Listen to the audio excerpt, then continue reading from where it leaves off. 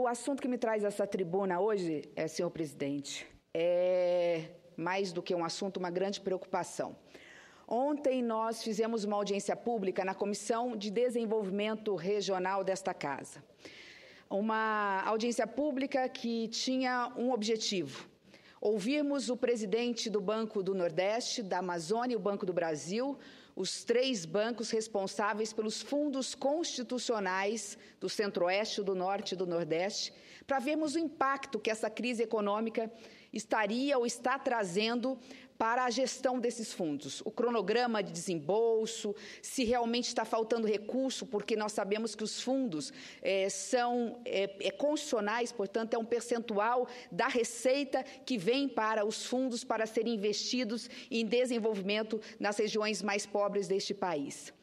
Para nossa surpresa, nossa audiência tomou outro rumo, quando foi confirmado por um senador que tramita nesta casa uma PEC, a PEC de número 87 deste ano, de autoria do Poder Executivo, que ao prorrogar a DRU, que é a desvinculação das receitas da União, para que ela possa gastar de outra forma que não ao destino final permitido pela Constituição ou pela legislação, quando fomos surpreendidos que esta PEC estabeleceu pela primeira vez da história, desde o momento que ela foi criada, a possibilidade, ou melhor, a certeza, de se carimbar também 30% dos recursos dos fundos constitucionais para a DRU. E eu quero aqui explicar para quem está nos vendo o que isso significa. Significa que os fundos constitucionais, garantia para o desenvolvimento do interior deste país, para diminuirmos e conseguirmos buscar a tão sonhada diminuição da desigualdade social e regional, agora vão ficar 30% mais pobres. Os fundos constitucionais que o ano passado, para este ano, estão na ordem de 10 bilhões de reais, vão ficar a partir do ano que vem pelo menos 3 a 3 bilhões e meio de reais menor. E aí eu quero me dirigir à equipe econômica do governo federal, ao ministro Levi, ao ministro Nelson Barbosa.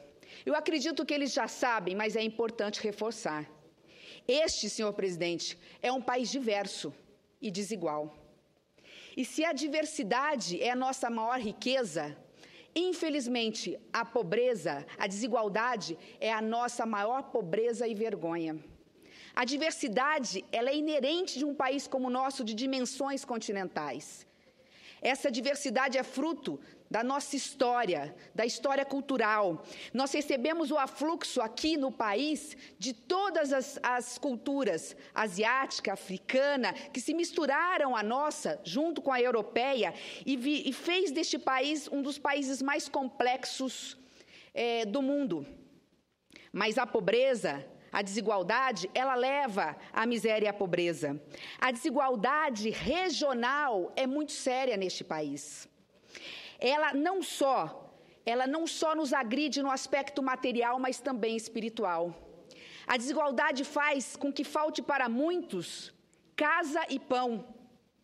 Para outros, também muitos, os direitos mais básicos, a educação, a saúde, a segurança pública.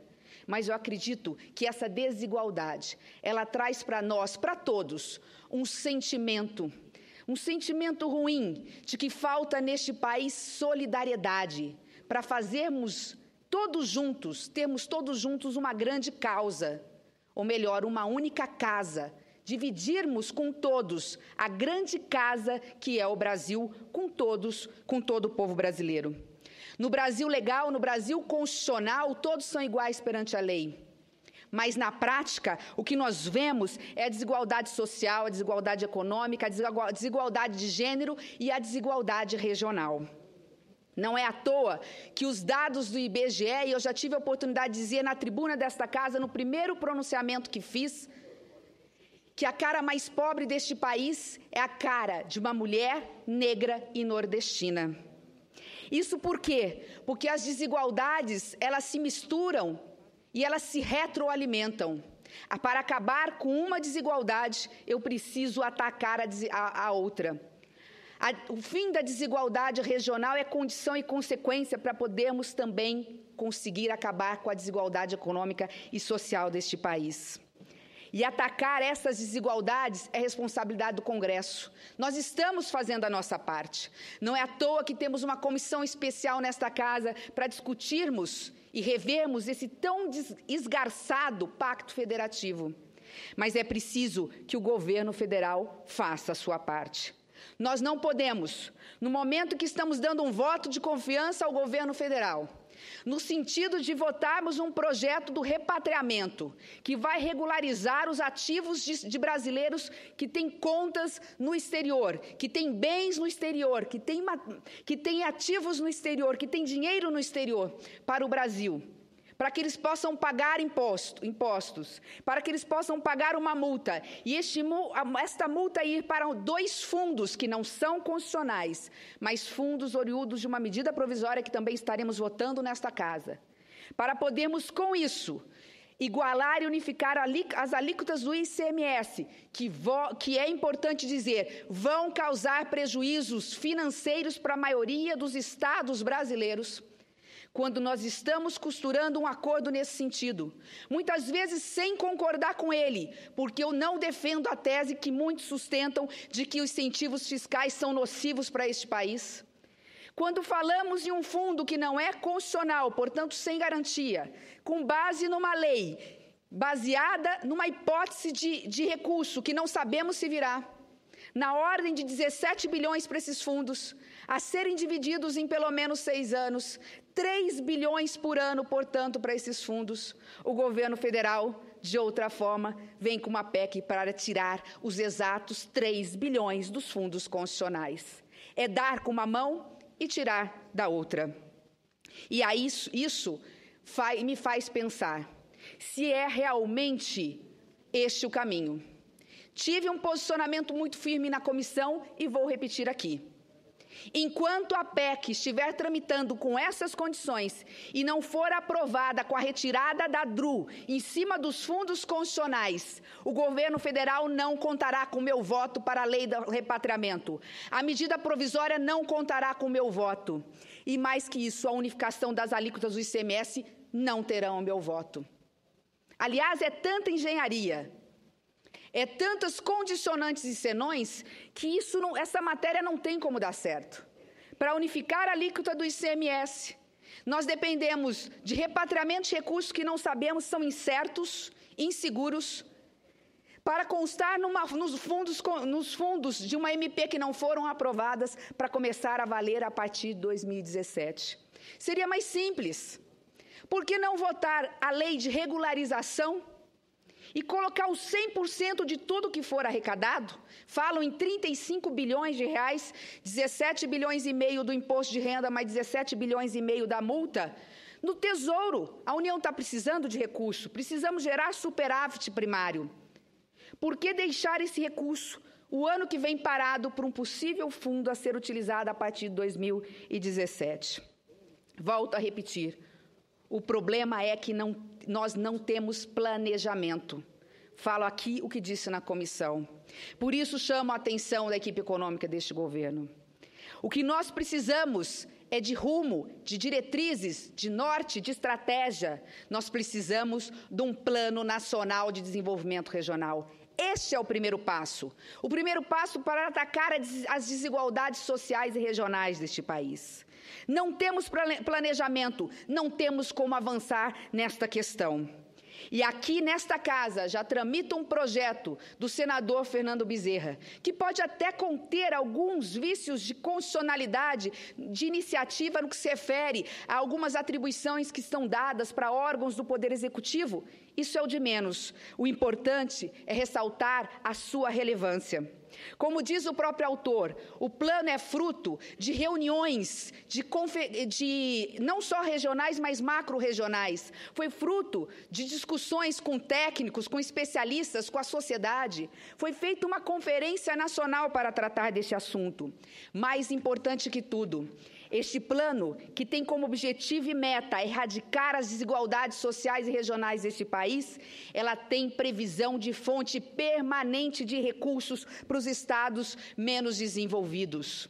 Me lembro, quando criança, estudando nos livros de história, senhor presidente, diziam que o nosso país era um país subdesenvolvido.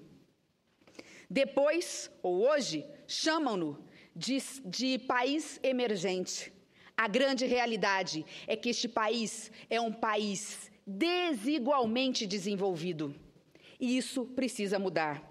E precisa mudar com políticas sérias, que tenham um rumo, que tenham um objetivo, como é o caso desse Plano Nacional, que estabelece, através de indicadores sociais, onde se colocar o recurso, de que forma e em que momento. E os indicadores sociais deste país comprovam que precisamos urgentemente de regionalizadas. Peguemos o IDEB das escolas públicas deste país, o IDEB das escolas públicas do Norte, do Nordeste, a evasão escolar, o analfabetismo, e comparemos com o IDEB das escolas públicas do Sul e do Sudeste. Só este exemplo mostra o quanto esse país é diverso e injusto. E aí vem o governo federal, de forma inconsequente, querendo retirar 3 bilhões por ano dos fundos constitucionais, que são destinados e têm o objetivo principal de fomentar o desenvolvimento dessas regiões. E, principalmente, não podemos esquecer que esses fundos são decisivos para que o produtor rural possa buscar financiamento para colocar implementos agrícolas nas suas propriedades, para gerar os alimentos que o povo brasileiro come. Este Plano Nacional de Desenvolvimento Regional do senador Fernando Bezerra trata com muita propriedade e de uma forma muito especial as regiões mais pobres deste país. Especifica a situação particular e peculiar do semiárido do Nordeste, da Amazônia Legal do Norte, do Cerrado do Centro-Oeste, fala de políticas específicas para as faixas de fronteira deste país que vão do norte ao sul, por onde passam todas as drogas que hoje contaminam e sequestram as mentes dos nossos jovens, falam do entorno do Distrito Federal, enfim. É um projeto que tem eixos setoriais em relação ao setor produtivo, à infraestrutura de forma diferenciada, à educação, à ciência e tecnologia, à sustentabilidade e ao desenvolvimento social. Mas, senhores senadores, infelizmente esta não é a visão e o posicionamento do governo federal. Sabendo que está em crise, que estamos em crise, nos faz votar medidas fiscais amargas, que temos que votar, porque temos que dar um voto de confiança para o governo federal. Fala-se em pseudo-reforma que mexe com o ICMS dos estados, mas não mexe com a principal fonte de tributos deste país, que são os tributos federais, porque a União fica com 60% de tudo que se arrecada no Brasil. Procura-se atropelar esta casa com medidas que não vão resolver o problema da crise e que vão agravar a situação financeira de muitos estados deste país. Eu não vou, senhor presidente, porque não quero me alongar muito, não vou falar da lei do repatriamento, não vou entrar no detalhe das medidas provisórias e muito menos da unificação das alíquotas, mas eu não posso deixar de dizer que nada vem por acaso. Essa PEC serve de alerta a essa casa. De alerta porque no passado nós tivemos uma experiência, a Lei Candir, infeliz. Um voto de confiança que demos no governo no passado. Hoje faz com que os estados produtores amarguem um rombo nas suas contas e gera hoje dívidas impagáveis por parte dos estados produtores. A Lei Candir, que é do final dos anos 80, início dos anos 90, ela veio justamente nesses momentos de crise. Me lembro que era o seguinte o discurso: nós não podemos ter saldo negativo na balança comercial, precisamos exportar mais do que importar, então vamos isentar o produtor de pagamento de ICMS se ele exportar os grãos, a carne para o mundo. E em compensação, a União vai indenizar mês a mês os estados produtores que perdem ICMS. Pois bem, a Lei Candir tem quase 30 anos. De pelo menos 15 anos para cá, nós não recebemos dos estados produtores 10% do que é devido em relação às suas perdas. Isso por quê? porque nós não tivemos a habilidade no passado, a experiência no passado, acreditamos no governo no passado e não vinculamos essas perdas a um fundo constitucional.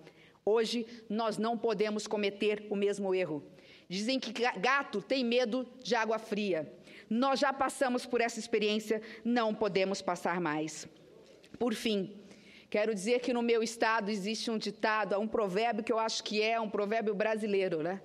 Diz que os bois, eles puxam muito mais facilmente as carroças do que as empurram. Nós não podemos colocar os bois o carro na frente dos bois, senhor presidente. A minha fala aqui, portanto, é no seguinte sentido. Vamos aprovar o Plano Nacional de Desenvolvimento Regional, para aí seguir adiante nessa hipótese de unificação das alíquotas do ICMS. Mas mais importante do que tudo isso, fica aqui o meu posicionamento de não votar lei alguma nesse sentido, e tem pelo menos 4 tramitando, umas até em regime de urgência nesta casa, enquanto nós não tivermos a PEC 87 alterada pelo Senado e o compromisso do governo federal de que nós iremos ter fundos constitucionais para compensar os estados que perdem. O combate à desigualdade regional e o aprimoramento do Pacto Federativo, esses são os nossos compromissos e a única fórmula de sucesso para este país. Se não garantirmos recursos suficientes para superarmos as desigualdades atuais, não vai ser a medida provisória, não vai ser a lei do repatriamento, não vai ser o PRS número 1, que unifica as alíquotas elaborados como estão, que vão resolver o problema deste país. Finalizo agradecendo imensamente o tempo que me foi concedido, senador Paim, mas conclamando os meus pares, meus colegas senadores, para que não aceitemos as pressões que vão ser impostas e para que nós não tomemos decisões apressadas e, mais do que isso, injustas, porque, antes de tudo, nós não temos compromisso nem com este governo, nem com os governos que virão, porque são todos temporários. O nosso compromisso é com este país, um país que queremos cada vez mais diverso, porque essa é a nossa grande riqueza, mas cada vez menos desigual, porque essa é a nossa maior vergonha. Muito obrigada, senhor presidente. Muito bem.